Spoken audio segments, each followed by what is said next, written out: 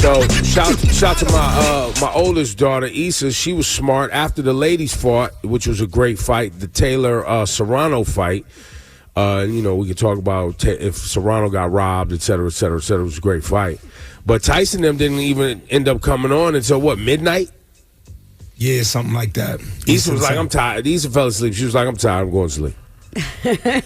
So me and Jazz stay up to watch the fight. Of course. Jazz is putting her face in her hand. She can't watch it. She's like, I can't watch Mike like this. Oh my God, look at him. Yeah. I can't see him like this. I can't. Yeah. I'm like, babe, relax. Dude's not gonna hurt him. Because she's taking it like it's a real fight. That's like, what we all took it as. A lot of us took it as. Well, hit the button. Come on, dog. Congratulations. It was a celebration of Mike Tyson. You knew that going in. It was, well, we talked last week. If you thought anything was going to happen, but what happened, you're getting the button. Yeah, like, and by the way, if you listen to me, every time it came up, Ebro, did I not say, it just Mike ain't gonna win. Well, win or lose, I don't know if it was win or some people. Let me hit the button on people who are really emotionally charged around Mike Tyson losing to Jake Paul. You get the button. Relax. Congratulations. But we did say, I know I said for sure, y'all, this is gonna be not good. It's not gonna be good. Right. Matter of fact, I think last week y'all reminded me that it was even happening. I didn't even know it was happening. I was like, this is happening this week? You guys were like, yeah, you haven't seen promo? I was like, nah, it hasn't come across my algorithm. And I didn't know Rosenberg was traveling, and then we found that out. That was great. And then we got the great updates from Rosenberg, which was phenomenal, and the social media posts from Rosenberg, which were great. But that was the best part? Yeah, that was the best part. Well, listen, I do want to give the button. I saw so many different things. First of all, everyone's entitled to have not enjoyed it, of course. And I understand that there were the buffering problems. Obviously, you got to hit Netflix with a little bit. Wait, Tom. I was going to say that's a whole separate congrats. All right, okay. Well, I'll let you give them. They brought me out there, so I'll let you do what you got to do. Wait, Netflix brought you out there. Okay, I won't hit them with the congrats. Yeah, no. But Ebro, I saw multiple posts with little video clips of the fight. And they're like, see this part? This is how you know it was fixed. Mike could have knocked him out right here, but he chose not to. Oh, hit the button, bro. I've never seen one of those. But I saw that. A lot. Bro, guys. That's another Mike Tyson you're referencing. That was a different time. And this is why I get a little frustrated with people's expectations, and I get it. People aren't as connected to it as I am. If I tried to get any one of you right now to tell me the last time you saw him fight a really good fight, I don't think anyone sitting here could come up with it. That's how long it's been. You go, oh, was it around? You probably land somewhere in the mid-90s. And I love Mike to death, but in terms of like great fights, in the early 2000s, he beat a bunch of jabronis with one punch. A bunch of them. I'm talking about going to Denmark. I'm talking about going to England. He went to all over the world to knock people out with one punch. But in terms of a real fight, and guys, that was 30 years ago. So I enjoyed the hell out of it in person. It was an unbelievable spectacle. The applause, like what Ebro pointed out, the celebration for Mike part, guys. That intro when he came out, that's what I was there for. I was like, oh, this was turning back the clock for a moment. I was too, and then he tripped on his way out. I was like, oh, those feet ain't feeting right now. Hit the button. Oh, the feet ain't feeding. The feet ain't feeting because I didn't realize. You saw the little trip on the it was a little trip. And prior to that, we had to deal with his ass cheeks being shown backstage. That was really funny. Which was hilarious because I was like, wait, did he not think they were going to show his lower half? Or, because at first they were shooting it, you didn't see it. He was there talking to his son. He probably. And you're like, all right, cool interview. And then he kissed his son. You're like, oh, okay. That was kind of nice, actually. That was nice. cool. And then he turns around and walk away. They're still filming. He ain't got no shorts on. You're like, oh, hey, yo. The cameraman could have did a better job. Yo, my 10-year-old was like, Dad.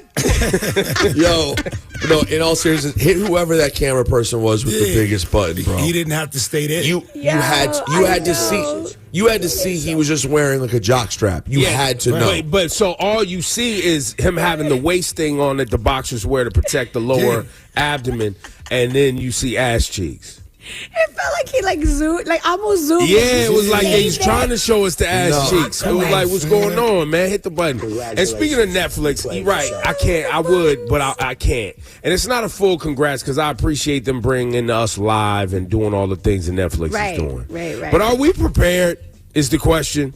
Are you sure you're ready? Is your infrastructure together for this? Because I'm going to tell you what, if that's happening during basketball games or this Beyonce thing got coming up, bruh. Congratulations. Now, I thought maybe it was, the delivery of the content from Jerry's World down there. I was like, okay, well, maybe. But I'm like, that's a super state-of-the-art facility. Why would they have a problem with getting the content delivered to Netflix and then Netflix getting it delivered to us? No, it's just the fact, honestly, that it's the most people at one time streaming anything in history. That's all. Yeah, it's pretty huge, so. It was 60 million households tuned in. Right. Yeah. Live. So hopefully that was a good test run, Ebro. So they're never gonna have that. They're never gonna have that number again. So you're gonna have big numbers. They're doing football in a few weeks, which will be like 20, 15, 14, yeah, something like that. So, well, Mike Tyson put this up on his Instagram. I think it was on his Twitter, too. He said, this is one of the situations when you lost, but you still won.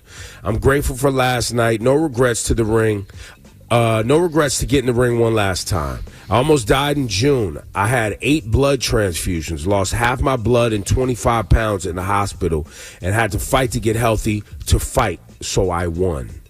To have my children see me stand toe-to-toe and finish 8 rounds with a talented fighter half my age in front of a packed Dallas Cowboys stadium is an experience that no man has the right to ask for. Thank you. That's how I felt. That changed my tone on the fight. That post right there changed how I looked at the whole thing. Guys, I didn't even know that the ulcer thing was that serious. I don't think anybody did. I don't think anybody knew that. And I texted with his wife over the weekend. He was in very good spirits about what happened. Listen, I think he would have liked to have been better, but he was really happy that he stayed up for 8 rounds. That's the thing. Everyone's goalpost kept moving. Yeah. Because, did you want him to really win? Because I heard a lot of people say, I just don't want him to get hurt. If you actually go back and watch this fight, I know this sounds like a reach. I went back and watched it the next morning on TV because I was there. Hit yourself with the button. Congratulations. Guys, I'm telling you, if you watch it one more time when you're not in the emotion of the moment, I swear to you, he was better than you actually thought. Well, so you're going to be like, wow, he's almost 60 years old. He's actually kind of getting it in right now. I swear to you. So he had some moments where he was dipping and doing his thing. He just couldn't let his hands go. He would dip and move out of the way of some punches, but he couldn't let his hands go. And when he wasn't letting his hands go, and he was overbiting his glove, right? Because some people used to tell me, I don't know if this is facts or not, but they would tell me that boxers bite their glove like that to rest their shoulder, right? Because if you're holding your glove with your mouth, you don't have to keep your arm cocked. So that's you can super interesting. I never heard heard hold your to rest that shoulder a little bit. Yeah. And still keep your defense up. And so when I saw him doing that more than normal, I was like, yo, his body is just really not. He can't stay locked and cocked to throw that, to throw those hands like you got to throw them. Guys, people kept telling me, they're like, I worry that, if he doesn't do it in the 4th or 5th, I went 4th or 5th, guys. If he doesn't do this in the 1st, my man's going to be so tired and blown up. Oh, But let me tell you something. When every first 10 seconds of every round, 10 seconds. Bro, he came out for 10 seconds. He was like, okay, am I happy? Damn, we're back. By the way, though, and speaking of which, I gotta hit Jake Paul with this button, bro. What's that? I got you. You're gonna be surprised by this. You're gonna be surprised by this. Yeah. Because obviously, everyone listening knows how much I love Mike. I don't want to see anything happen to Mike. I know nothing was gonna happen to him though. Jake, bro, you can't just be bowing to the man, bro. You're supposed to be proving. You're supposed to be proving for the future of getting people to buy your fights that you're a fighter. Hit Rosenberg with the button. No, I'm sorry. He should have tried to finish Mike Tyson, bro. You can't just stand there and battle. No. In the 5 rounds before that, bro, there were mad times when Mike was ready to go. He wasn't gonna do it. I'm just you got it. You get the button, bro. You're a pro fighter, man. He's not. What? Hit yourself with the button. But he is. He's collecting money. If you want Zip people's it. money, Zip you it. knock Zip people it. out. He's already robbed us. It happens already. But he wants to rob us again. Ribbit. Nah, I think it was a good look for him to show honor to Mike Tyson in that last 10 seconds. Sure. And I Once think we got there. I think it made me feel closer to Jake in that moment. Like, Oh, you was like, yeah, I had that moment too where I was yeah, like, wow, yo, he is a nice guy. Like, Oh, well, hit you guys both with the button then. And Yeah, now- hit us with the button. He got us. And He now got I us. want to see what he can actually do because everyone Well, prior to this, who was Jake? Well, so now, after the fight, Tank, Gervonta Davis says, I beat Jake Paul's ass. Mm-hmm. And Jake Paul responded, let's run it. Oh, hit the button, bro. Congratulations, you played yourself. If he does that, please just hit the button. It will be very.